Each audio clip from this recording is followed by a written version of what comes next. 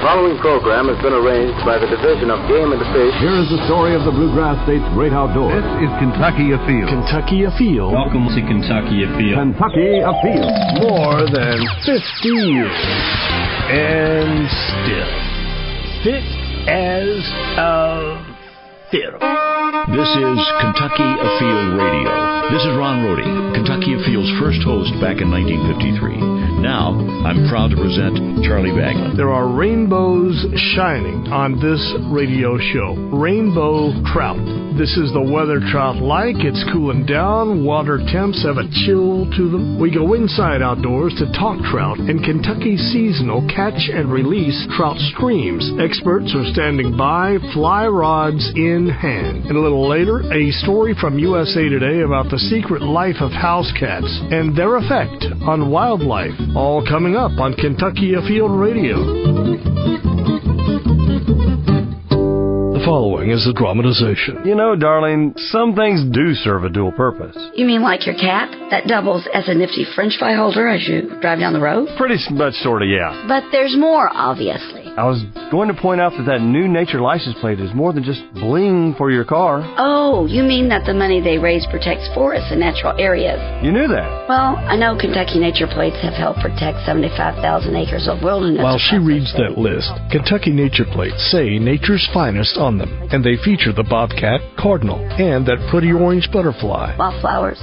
They help every day. That's what I mean. A dual role. Dear, Kentucky Nature Plates serve 1,000 roles. And they look good on your car. Yes, they do. Kentucky Wildlife and Wild Places never sell it short. No, she's not really that smart, nor is he that shallow. They just want to prove a point that nature plates look good and do good. No husband or wife was actually humiliated or harmed in the making of this commercial. Charlie Baglin in on Kentucky Afield Radio and fishing. Catch and release trout fishing. We have in Kentucky 13 seasonal catch and release trout streams. They have a season on them, October 1st through, at least for 12, the season ends on March 31st, and one seems like end of May. Dave Dreves, trout biologist with the Kentucky Division of Fisheries, is in the studio with me, along with Chris Bowers from the Big Rivers program, and we're going to talk about Kentucky's catch and release trout streams. Dave, fill me in. Well, the reason why we have seasonal catch and release streams is really there's two main reasons, and that would be to try to extend the amount of time that trout are present in streams, and also with the hope that if they stay in the stream a little bit longer, maybe in a few months, they have a chance to increase their size, grow a little bit, and there may be some bigger fish towards the end of the seasonal catch and release period. Do the fish change? Dave, you're the research biologist, and Chris, you're in that Big Rivers program, but you're actually out there fishing probably a little bit more than Dave, at a guess. Am I right? Apparently. Do they change their habits? Are they more eager to bite your bait early on, sooner than later in the winter? Not that I've experienced, no. They're raised in the fish hatchery. They're used to being fed by people. And as soon as something hits the water, they know it's good. They go after it. But when they're out in the wild, you throw something in, they'll bite it, even if it's on a hook. But I'm wondering if that sort of goes away after a little while. In your research, Dave, does that happen? I wouldn't say that it's through research, but you can just know just intuitively that they are going to get a little stream-wise. You know, if a fish is caught and released multiple times, then, you know, maybe the next time he sees that hook come in front of him with a bait on it, that he may be a little less likely to strike. So, you know, there is the possibility that they do get a little streamwise over time, simply because they are caught and they release by regulation. That could wisen them up just a little bit. A lot of difference between a hatchery and the Cumberland River. You know, the longer they're in any body of water in the wild versus in a hatchery, they're going to revert back to their natural instincts, let's say. Catch and release trout streams. There are 13 across the state, 13, and we want to talk about each one of those today. I'm sure they have each some unique attributes. we could rattle them off, but right off the top, what's each of yours favorite? I would have to say Clear Creek in Bell County. Clear Creek in Bell County. Right. What makes it such a gem? The ease of access and the multiple points on the stream that you can actually fish. Man, the times I've been there, I've had very successful fishing days. I like Rock Creek quite a bit. I mean, it's in Daniel Boone National Forest. There's almost 10 miles of trout water there, and it's just a really pretty area of the state, and it's just a really pretty stream. Rock Creek is very aptly named because if you ever try to wade it, you'll see that it's quite challenging. A lot of large boulders, very smooth rocks, and it's really a challenge to get in there and wade, but it can be some productive trout fishing. Describe a little bit so that you have a heads up before you go, thinking you can just access these streams anywhere you want. I suspect that may not always be the case. Well, we know that there is a lot of private land in Kentucky. We don't have nearly as much public land as, say, some western states, but fortunately, a good number of these streams are surrounded by either parts or all public land. Bark Camp Creek, Cane Creek, East Fork Indian Creek, Middle Fork Red River, Rock Creek, and Swift Camp Creek are all in the Daniel Boone National Forest, so they'll have good public access around them. Some of them may not have, a road right up alongside the entire stretch. You may have to, get out and hike. Then you also have Big Bone Creek, which is in Big Bone State Park in Boone County. There's also, looking down this list, there is Otter Creek, which is obviously our Otter Creek outdoor recreation area over in Meade County. So, a good number of these have good public land around them. I'm guessing we just listed off all 13, but in case we didn't, let's just go down that list again so that we know where and then we'll take our time to talk about each stream a little bit. Bark Camp Creek, that's not Bark, but Bark, B-A-R-K, Camp Creek, Whitley County. Beaver Creek, Wayne County. Big Bone Lick up in Boone County. Cane Creek, Laurel County. Casey Creek, Trigg County. Clear Creek, Bell County. East Fork, Indian Creek, Menifee County. Elk Spring Creek in Wayne County. The left fork of Beaver Creek in Floyd County. Middle Fork, Red River in Powell County. Beautiful. Otter Creek, Meade County you mentioned. Rock Creek, McCreary County. And Swift Camp Creek, Wolf County. Can we start with Swift Camp Creek? That one's a struggle to get to. It is in the Clifty Wilderness, Red River Gorge. Yes. That's quite a walk to get it. And the last thing you want when you're coming out of there is extra weight to carry. I'm guessing, Dave and Chris, that it's probably a tough one to stock, too. So the fish that are in there sort of deems this a catch-and-release fishery pretty much only because I'm guessing there are no holdover trout through the summer. Yeah, we don't have good information on the water temperature on the summer yet. Our biologists are making an effort to try to get water temperatures on all of our trout streams during the summer to determine holdover. But this stream is in the Clifty Wilderness area, which can, impact the fish management activities that we can do in there. And it does have 2 extra months of the catch and release season. Catch and release season there is October 1st to May 31st. It does have 2 extra months of the catch and release season. The catch and release season there is October 1st to May 31st. So October 1st to March 31st are the dates for all of the other 12. And so now let's just start with Bark Camp Creek down in Whitley County. And 3.9 miles of, I bet, a place you want to not only take your fly rod, but take your camera. Describe a little bit about Bark Camp Creek. I do recall that, it's in Daniel Boone National Forest. It's in a really pretty area of the state. There's 3.9 miles of water. It's very good fishing. Is there a good access point for Bark Camp? There is good direction to Bark Camp Creek on the Daniel Boone National Forest website. There's a trailhead right there at Bark Camp Creek. So, like we said, it's in Whitley County. You can access it from I-75 and take exit 25, and you head west on US 25, and you just follow the directions you can find on that website. You got to make several turns, and you end up on some Forest Service roads, and you end up at Forest Service Road 193, and it takes you to the Bark Camp Creek trailhead. And right there is where the fish are stocked, and you can access the stream right there. What is that website? www.fs.usda.gov. Navigate to the Danube Boone National Forest Recreation website. Dave Dreves and Chris Bowers with the Kentucky Division of Fisheries. They're in the studio with me. We're talking about Kentucky's seasonal catch and release trout streams. If you want to know more about it, speaking of websites, go to Google search box, put in Kentucky catch and release trout streams. It's a bunch of words, but trust me, it will come up first thing. We've got to get to a break. My name's Charlie Baglin. Stay with us. You are listening to Kentucky Afield Radio.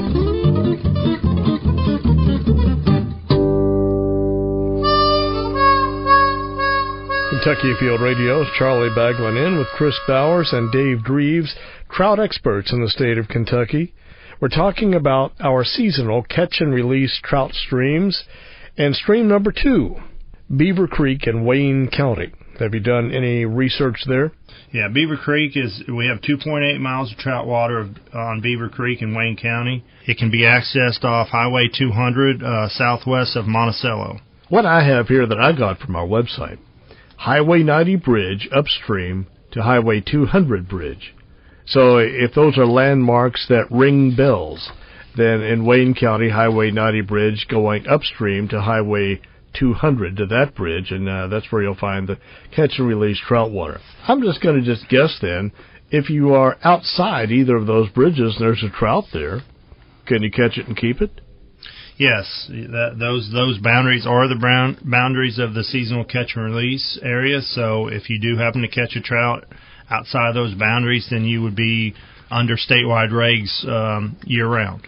Okay, so you can catch and keep. So catch and release doesn't apply to every water everywhere. It doesn't apply to Finn's Lakes, or it's just only within these certain stretches. Right, and one thing we haven't mentioned yet, but that we do need to mention, that with the seasonal catch and release regulation is also an artificial-only regulation. Flies or small spinners, tiny little jerk baits, little crankbaits, those are all really good artificial baits for these streams. Cane Creek is in Laurel County. It doesn't give me where the 6.6 miles are on the stream, but Cane Creek in Laurel County. Who can speak up for that creek? Well, I've not fished it personally, but have had several friends that do, and they love it. That's their trout stream. What seems to be the attraction? The amount of fish, the distance of the access. Access is a big point. When you make up your mind and pack up your gear, you have to be able to get there and get in the water. We're seeing different lengths of streams on all of these catch and release streams. Are they all stocked the same way, or are there more or less in each one? No, there definitely is more or less, depending on the length of trout water we have is the main determining factor.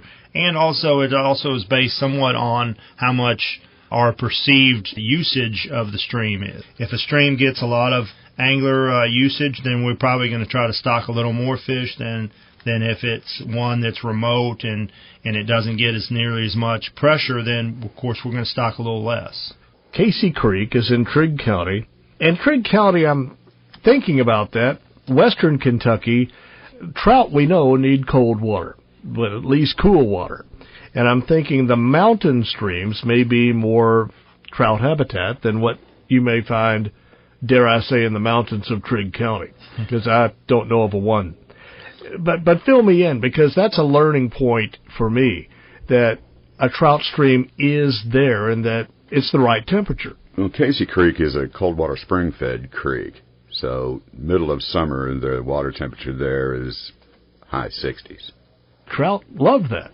Yep. A lot of people wouldn't think that we would have trout streams in the lowlands of western Kentucky, but certainly are several good flowing springs in that area. There used to be a small trout hatchery on another spring-fed creek that's close by Casey Creek.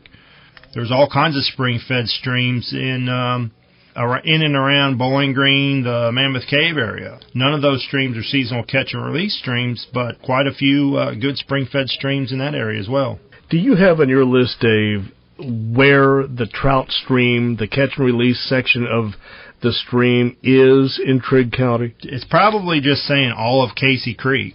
And in this case, it's just like if you're on Casey Creek, then it's seasonal catch and release. The only access on Casey Creek is Highway 525 bridge. Next on the list, Clear Creek. Now, that's in Bell County. You like Bell County, don't you, Chris? Yes, I do. Are you familiar with Casey Creek? Yes. It's 2.5 miles, a mile and a half, actually, from the state park. We'd gone there and stayed at Pine Mountain State Park, found the Casey Creek access. Beautiful creek, easy parking. It's actually former railroad grade, the trail is. So there's several little trestles that you cross and a tunnel. Access to the water was in multiple points along that trail. Just beautiful, and the fishing was great. What's the best way to access that stream? What I found was at the 1491 bridge, which is right at the Clear Creek Baptist Bible College. There's a large parking area there. Let's see, next on the list. In Menifee County, the East Fork of the Indian Creek. East Fork of Indian Creek. A little more than 5 miles, but it just sounds like a delight to be there anytime October, November, anytime during that catch and release season. One thing about trout, and I guess you might as well comment on it, they are eager to bite anytime year-round, right, Dave? The hatchery-raised fish certainly are eager to bite. They're used to being fed in the hatchery, so certainly fish that are newly stocked are eager to bite. And then, like I said before, they could get a little stream-wise the longer they're at large in the wild. But what do these fish eat? There is little bugs that hatch in January called, even in the coldest months, called midges, a fly type of species. And there's also stonefly species that hatch in the wintertime called winter stoneflies. So you can get hatches like that in the winter, and of course those larvae of all those different insects are in the stream year round. So they're going to be eating those insect larvae. Isn't nature amazing? Of what's down there, cold water that lives, and how it just continues on. It's not just a spring, summer, and fall type thing. Well, that's true. I mean, in the water, there's organisms, there's biology, there's life. They're there year round. So, the reason why these fish may not feed quite as much in the wintertime has a lot more to do with their metabolism than it does with there not being organisms there present to eat. So a warm water species, obviously, they are going to be a little more dormant during the wintertime, and so they're going to feed a lot less than, say, a cold water species like a trout. Who was in charge, if not you, of selecting these streams? How did they come about? They come about basically by a collaboration of the biologists in the Fisheries Division. Different district biologists will contact their superiors in Frankfort and say, I think this would be a good seasonal catch and release stream. It's come as a collaboration between all the biologists. I wanted to give the history of the program. We started in 1999 with the first 5 streams that we implemented with seasonal catch and release regulations. We've added from there, and we've even had some on and then deleted them from seasonal catch and release regulations just because we didn't think that they were meeting the expectations that we had for them. There are 13 of these streams, and there is no way to equitably distribute 13 streams over 120 counties. You have what you have. I'm looking here at this list. I would find that there would be concentrations of these streams. I'm seeing 2 in Wayne, 2 in Bell County. Some of the areas of the state don't have a catch and release trout stream, and that's okay. Of course, we have fishery districts where we have district biologists that cover a certain area, a certain number of counties. And the way it turns out, there is not a seasonal catch and release stream in the southwestern part of the state, even though there are trout streams there. There actually is one in what we would call the Northwest Fishery District, with Rob Rold is the fisheries biologist there, and that would be Otter Creek, even though that's right on the edge of his district. And there's only one, and I think we missed this earlier when we were going down the list, is Big Bone Creek in Boone County in our Central Fishery District. You know, it's not probably 45 minutes from Cincinnati.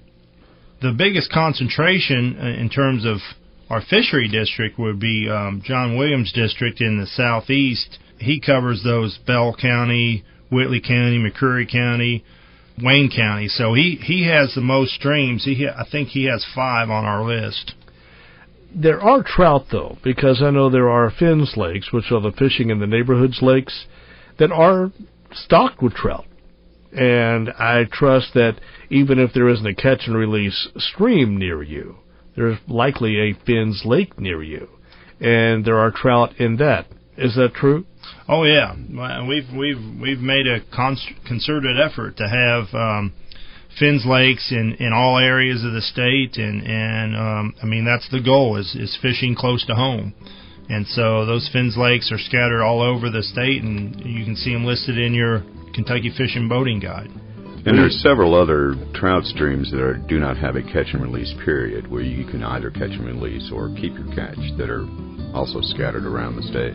Greasy Creek in Leslie County, of course the Cumberland River below the dam, which is rainbow trout headquarters in the state. There's Hood Creek in Russell County, Peter Creek in Barron County. There's quite a few scattered around the state. All the trout that are stocked in Kentucky are raised at Wolf Creek National Fish Hatchery here in Kentucky below Lake Cumberland. Dave, if you will, hold the thought. We've got to get to a break. Just ahead, we have our fishing report, and then the rest of the hour on Kentucky's seasonal catch and release trout stream. So stay with us. My name's Charlie Bagwell, and you're listening to Kentucky Afield Radio.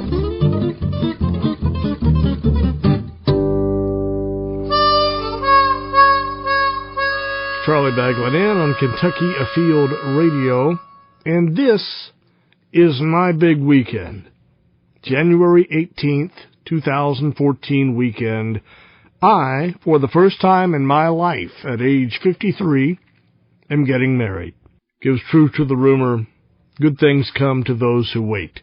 If you would like to offer your congratulations, your advice, your condolences, I welcome them all at charliebaglin@yahoo.com.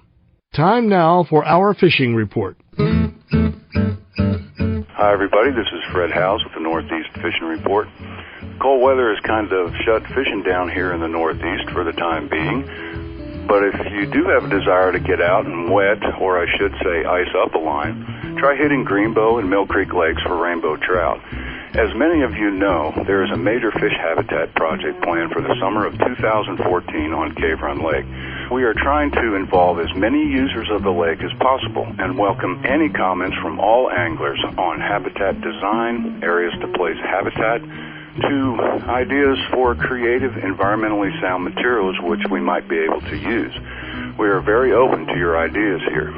If you have any comments, you call our office at 606-783-8650. Stay safe. This is Rob Rold in the Northwestern Fishery District. With the rivers and our larger reservoirs high and muddy, now's a good time to look at some of our smaller impoundments. Carpenter's Lake in Owensboro, Mosey Lake in Union County, as well as the strip pits on Peabody WMA. January seems to be a really hot time for catching crappie at Peabody. Also on Peabody, we are stocking our trout lakes the 15th of January, and we have added a third trout stocking lake on Peabody. So now we are stocking trout in Robbs Lake, Access Lake, and Flycatcher Lake, and that spreads them out over most of the area.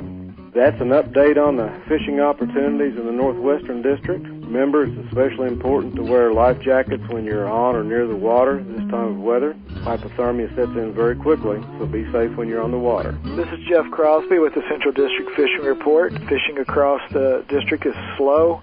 Water temperatures are running in the mid to upper 30s, with many of our lakes and streams covered in a little ice. However, there are two species of interest this time of year, which are sauger and trout. Sauger have begun to stage below many of our locks and dams on the Ohio and Kentucky rivers. Try live minnows or a variety of jigs that imitate minnows to catch these fish, but please observe all boating regulations when fishing these areas due to dangerous water conditions in these areas. And finally, it's a great time to get out the reels and dust them off and do a little bit of maintenance, changing out line and greasing those reels, and also organizing your tackle box. Good luck, good fishing, and hope to see you on the water.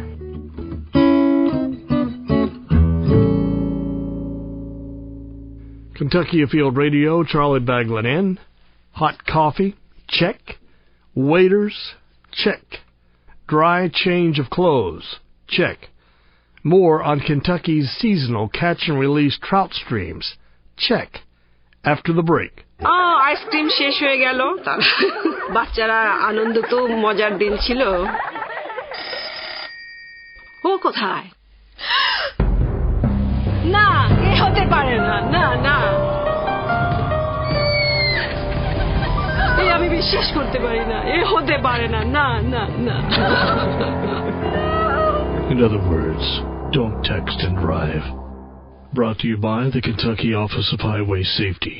Charlie Baglin in with Kentucky Afield Radio, Chris Bowers and Dave Dreves, trout specialist with the Kentucky Division of Fisheries.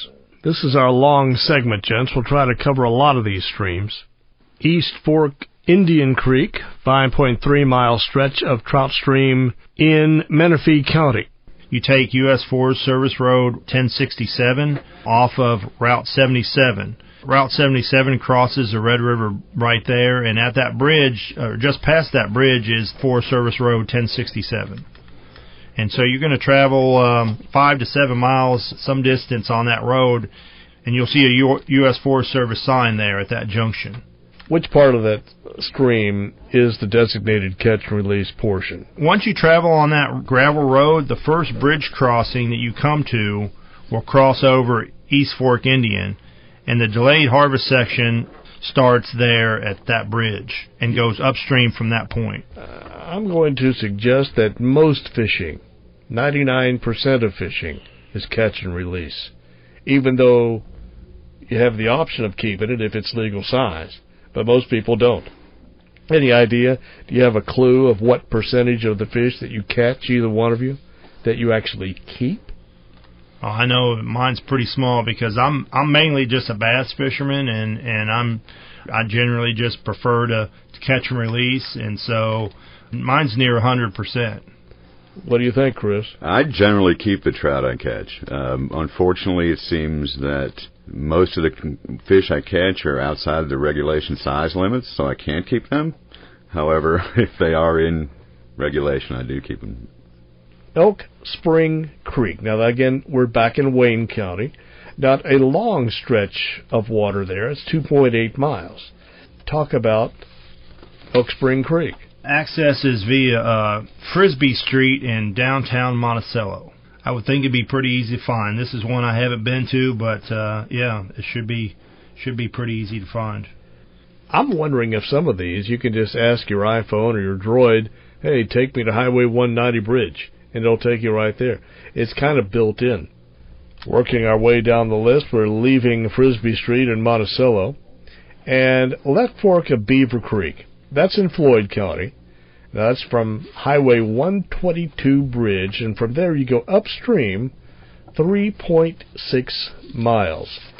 I don't know if there's a landmark there, a bridge, a railroad truss, or what may be there to indicate that you have reached your designated 3.6-mile limit. Do you know? Do you do research there? Yeah, I talked to our fisheries biologist out in the Eastern District, Kevin Fry, and he gave me some good information. The lower boundary of the seasonal catch and release section is at a bridge over the creek just south of the Price community. and there's 3 really good access sites that he told me about that are just further on south on this same Highway 122. And there's also the little community of High Hat. There's a nice area to access the creek right there. And then just a little further upstream, going south, there's the South Floyd High School athletic fields on the right. And he said there's a baseball diamond there, and it has real good parking and access to the stream right there as well. Is there a catch-release trout stream that has a really good place to eat nearby, and you go for the food more than maybe the fish? I'm trying to think. Clear Creek, you'd eat it into Pine Mountain State Park. Yeah. So we still have 3 or 4 left. Middle Fork of the Red River. This is in Powell County, inside the Natural Bridge State Resort Park. Not a long piece of stream. Chris, have you fished? Yes, this? I have fished that. It's 2.2 miles. It runs from it's the tailwaters of a small lake that's right there. So that's the stream that runs along that lake. Yes, runs through the campground there at Natural Bridge State Park. It's Mill Creek Lake. It comes out of Mill Lake. Creek Lake, and Mill Creek Lake also has trout, but catch and release stream is below that lake. Very easy access. And you're only 2.5 miles from Mountain Parkway there, as opposed to, say, East Fork Indian Creek, which is 9.5 or so, or Swift Camp, which is about 7 miles from the parkway. And the stream runs right along Route 11. I could imagine just how gorgeous that would be to go when the leaves are in peak color. That's why there are Saturdays in the fall, besides college football, is to go trout fishing in one of these catch-and-release streams. There's a 9.7-mile stretch of water in Meade County. Now, this flows Otter Creek. Yes, that whole stretch is within the Otter Creek outdoor recreation area. And also there's part of it in Fort Knox portion. Otter Creek, comes out of Fort Knox before it enters the outdoor recreation area section. So Fort Knox Military Reservation and Otter Creek Park. And it's close to 10 miles. Yeah, you've got a variety of topography in there. Right. There's several springs along that section. There's Blue Hole, and there's obviously a nice small creek there. It has the trout that we stock. It has a population of smallmouth bass as well. So it's definitely a good stream. At Fort Knox, you also are required to have a post-fishing permit along with your Kentucky fishing license, which you can get at the gate. Tell me about the permits that are required for trout fishing in this state, and if any are connected to the sportsman's license. Sure. We have an annual fishing license will make you legal to fish for trout. You only have to purchase a trout permit if you intend to harvest trout or will harvest a trout. So technically, you don't have to have a trout permit to go trout fishing. Now, we highly encourage people to buy a trout permit and support our trout program, but you don't have to unless you're going to harvest. Bringing up the sportsman's license, it includes obviously your fishing license and your trout permit. So if you buy a sportsman's license, then you're all set to fish for trout and harvest trout. The Cumberland tailwater below the dam and Hatchery Creek or any other tributaries to the Cumberland River below Lake Cumberland, you must have a trout permit to fish there. And the reason being is that our creel surveys have showed that about 95 to 7% of fishing activities there are for trout. So we just decided it made a lot of sense to just go ahead and require a trout permit to fish there. Rock Creek is the last on our list, and we'll have some just a few other questions. But that is in McCreary County, and Bell Farm Bridge, you go upstream to the Tennessee border, and you got 9.8 miles. And that appears to be our longest stretch of a catch-and-release stream. Yes. 9.8 miles on Rock Creek. That's correct. There's a couple good access areas, again, because this is in Daniel Boone National Forest. The entire stretch is surrounded by public land.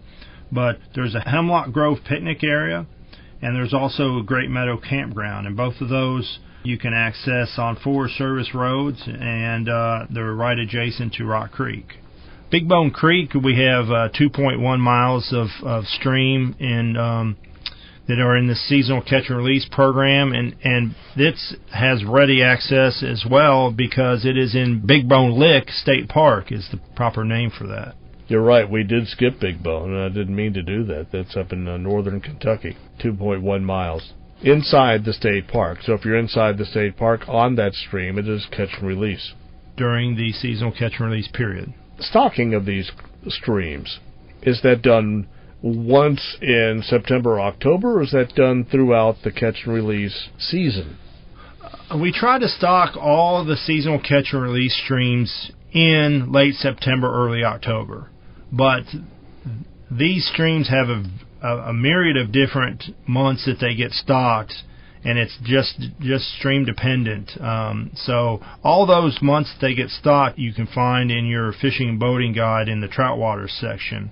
Just be sure and know that all the seasonal catch and release streams will be stocked just before that seasonal catch and release period begins. I wanted to ask you about the Trout Angler Survey. Okay. There's probably a more proper name to the survey. What is that, Dave? Actually, you got it right. It's a Trout Angler Attitude Survey. Trout Angler Attitude Survey. Does that mean all these trout anglers have attitudes? Well, let's hope they're good attitudes. What is it that you look for in these attitudes? Because I know there's biology, and then there's what the fishermen want. And I don't know if those two things always mix, but tell me what are you looking for to gain from the survey? Well, we feel it's really important to have some idea of what angler preferences are, and we want to factor angler preferences into our management scheme and our management decisions. We did an angler attitude survey of trout fishermen back in 2002, and then we're repeating that kind of as a 10-year thing. We're repeating it this year, where we've sent out 1,800 random anglers who had purchased a trout permit. And we were asking that they fill out this survey and then return it back to us so we can get a handle on things like how people feel about different regulations, and also another part of it is trying to figure out how much usage our trout waters get. Give me an example, if you will, of how responses to your survey have entered into the way you manage trout, the way you stock, or regulations affecting. Well, I can give you a few examples just based from the 2002 Trout Angler Attitude Survey. We asked questions about how anglers felt about having a trout permit on the Cumberland tailwater. It was an overwhelming support. People did feel it was appropriate. That was one of the reasons why we felt comfortable implementing that regulation after that survey, was from the responses received. We've kind of set regulation. You know, what's an appropriate size limit if you're going to have special regulations? You know, there's a biology aspect and there's an angler preference aspect. Talking about Kentucky's catch and release trout streams, we'll have more. I'm Charlie Baglin. You are listening to Kentucky Afield Radio.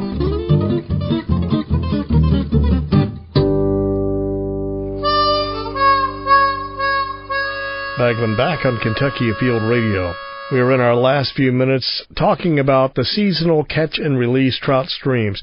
Dave, how many miles of those are there in the state? We have a total of 64.9 miles of streams that are part of the seasonal catch and release program. By far, the Cumberland tailwater below Lake Cumberland is our premier trout fishery in the state. And in fact, it's a premier trout fishery in the whole southeast. It has, very restrictive regulations year-round, so there's not really a need to have a seasonal catch and release period on there. If you take, for example, the brown trout regulation on the Cumberland tailwater is a limit of one fish, and it must be 20 inches long. It's nearly catch and release for brown trout year-round if you think about how many 20-inch brown trout are around. And we should mention that all the trout that are stocked in those seasonal catch and release streams are rainbow trout. Now, some of them also receive a few brown trout, but by and large, our small streams are supported with rainbow trout. there are no native to Kentucky rainbow trout. There are no trout, period, that are native to Kentucky. Not even brook trout were native to Kentucky. Brook trout were like, you can say, if you looked at a map, we're a few ridges over from places where they were native. Brook trout are native in West Virginia and Virginia. Those counties that are close by to Kentucky, brook trout are native. And the authorities say that brook trout were not native to the state. I trust we're a little far south, further south. We're a little further west, in fact, because there's brook trout that are native to North Georgia. The mountains of South Carolina, Georgia, Tennessee, all those places south of us have brook trout that are native to their states. You need to be in the mountains. Now, there are 4 streams that are stocked with brook trout that are catch and release year-round. That's correct, and they were stocked at one time. They're not currently stocked with brook trout. Those streams were stocked in years past, and they have self-sustaining populations. Chris is right. They are regulated as catch and release the entire year. And those streams are Dog Fork in Wolfe County, Parched Corn Creek in Wolfe County, Poor Fork in Letcher County, and Shalala Creek in Bell County. Now, that's a beautiful creek, Shalala Creek. Absolutely. That is something to go and take your time and enjoy in every way you can. Finally, about the catch-release trout streams. This goes on October 1 through end of March for 12 at least of the 13 streams. It's going to be cold. The water's going to be cold. Air temperature, cold. What's a good, firm, solid piece of advice, Chris, that you would give to anyone thinking of doing this or that they may overlook? Be prepared for the water temperature, not necessarily the air temperature. If you're waiting that time of year, fall in the water, hypothermia could set in quick. Point is to be prepared for any kind of weather condition. It'd be a good idea probably to make sure you pack a change of clothes in your car. I mean, if you take a fall in the wintertime, you want to be able to have access to dry clothing. I bet you would. Here's a question for you, Dave. You undoubtedly right up there with muskie, bass, stripers. You're basically the man, the go-to guy for trout in Kentucky, one of the most popular fish ever put up on the planet. Does that make you feel like a superhero? Does it give you... Not really. Does it put pressure on you that maybe you really didn't ask for? No, I don't think so. We can do a lot of things with regulations, but Mother Nature is always going to trump us. I mean, there's so much variability involved with reproduction and the weather and how it affects reproduction and predator and prey populations. I mean, we can only do so much. Water flow. Well, gentlemen, I have one last question for each of you, and it has nothing to do with fishing necessarily. Do you text and drive? No. No. That was a quick no, Chris. Why so quick? I hardly text anytime. If I want to talk to somebody, I'll pick up the phone and call. There you go. And Dave? No. That was just a quick no. No. Well, good for you. Well, gentlemen, I appreciate you coming up. You're welcome. You're welcome. One thing I think that's interesting about wildlife that we can do today, thanks to technology, is the critter cam. There was a study done down south at the University of Georgia, and it involved a 3-ounce kitty cam, not critter, but kitty cam. And what this research has said is that there is a frightening level of feline foul play out there. Based on the U.S. house cat population of 74 million, cat predation is one of the reasons we have one of 3 American bird species in decline.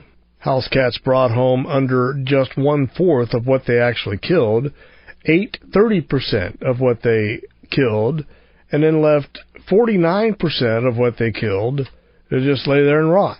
The large carnage cuts across lizards, snakes, frogs. That made up 41% of what the animals killed. And then small mammals such as chipmunks and voles, and I guess mice would be included in that, but small mammals 25%, insects and worms 20%, birds 12%. Down there in Athens, they wanted to know the secret lives of cats. they recruited 60 cat owners in the Athens area to assist with this project. They'd let the cat out, and then they'd remove the camera when the cat came back in several hours later, and they did this for a week or 10 days. Apparently, these cameras were outfitted with infrared so they could see better at night or in the dark. The cats went into storm drains. They would stalk their neighbors' chickens. They camped out under cars and trucks. They would climb up on steep roofs. They would encounter possums and other wildlife, and they would stalk prey. They wouldn't look twice before crossing a highway or eating or drinking some kind of nastiness they'd found. 25% did that. Going into crawl spaces where they might get stuck. Male cats, they concluded, were more likely to do risky things than female cats, and older cats were more careful than young kitty cats. Moral of the story: indoor cats lead much less perilous lives than do the cats that live outside, which may, these cameras revealed, have 2 or 3 homes they actually live in. They have their own food bowl, people that pet them have different names, the whole bit. So there you go, independent cats. And it just goes to show you what I have always said, and I'm sure that UGA and the University of Georgia would agree. There is nothing better than a dog. We are out of time. Join us again in a week. We will go inside outdoors again here on Kentucky Afield Radio.